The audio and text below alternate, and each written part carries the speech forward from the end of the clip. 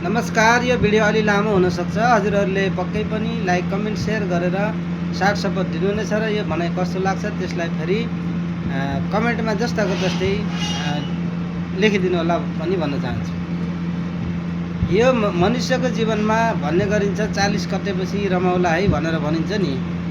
यसको बारेमा म केही यथार्थ कुराहरू भन्न गइरहेको छु, त्यो बुझिदिनु होला।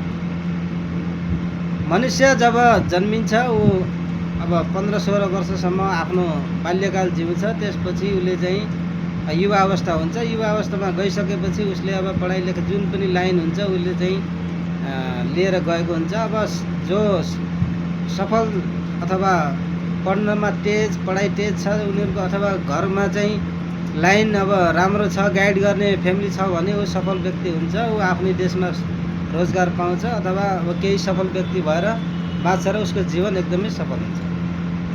तर कयौँ अब ती कुरामा सफल हुँदैनन्।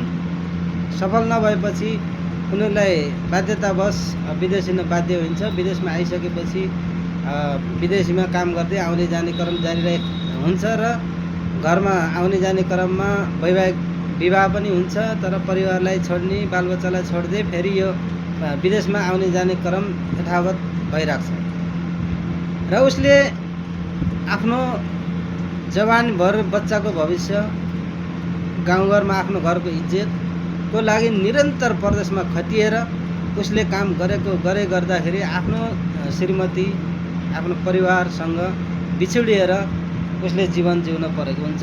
जसोतसो उसले परदेशमा काम गर्दै उसले बच्चाको आफ्नो घरको भविष्य बनाउँछ र 40 वर्षमा पुगिसकेपछि उसले अब 40 वर्ष काट्यो। अब उसले मानव 20-21 वर्ष विवाह गर्यो। 40 वर्षसम्म पुग्दाखेरि उसले 15, 20, 17, 18 वर्ष उसले आफ्नो परिवारभन्दा टाढा नै बाँच्नु परेको हुन्छ। आफ्नो श्रीमतीभन्दा, आफ्नो बच्चाहरूसँग बिछोड भएर नै बाँच्नु परेको हुन्छ।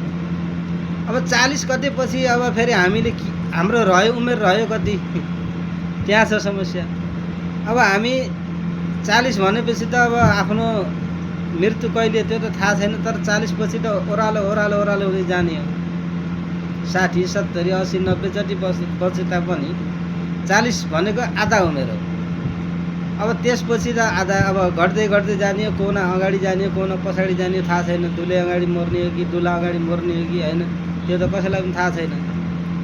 र बचेको जीवन, अब जति पनि जीवन छ त्यसमा अब दुले अब आफ्नो खुसी साथ रहनु पर्यो। अब जो जवानीमा आफ्नो उमेरमा अब जसरी हामी बिछोड भएर बस्यौँ, अब 40 वर्षपछि त बिछोड हुने। अब 40 वर्षपछि बिछोड हुने भनेको त मृत्यु नै हो। अब हुने बिछोड भनेको त कहिले चाहिँ मिलन हुँदैन।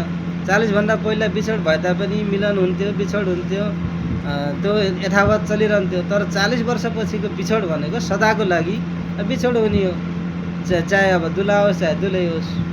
त्यस कारणले 40 काटेपछि त अब दुले नै रमाउनु पर्छ। जति पनि दिन छ, अब सँगै बस्ने दिन कति छ कसैलाई थाहा छैन, तर जति पनि छ राम्रोसँग बिताउनु पर्छ हो। त्यसैलाई भन्छ नि रम्ने हो, रमाउने हो भन्ने। अब रमाउनु नै पर्यो। अब 40 कटेपछि जो बिछोडको पल आउँछ त्यो भनेको कहिल्यै फर्केर मिलन हुने होइन। यो जीवनभर यो जुनीलाई त्यो बिछोड भनेको सदाको लागि बिछोड हुने हो, अगाडि पछाडि हुने हो, तर जाने सबै त्यही बाटो हो। त्यसैले 40 वर्षपछिको बिछोड भनेको कहिले मिलन हुँदैन। त्यसैले त्यो अब खुसी परिवारसँग बस्नेलाई रमाउने भनिन्छ नि। त्यहाँ 40 कटेपछि रमाउने हो, जमाउने हो भन्नेमा त्यहाँ केही पनि छैन। त्यो पनि ध्यान राख्नु होला।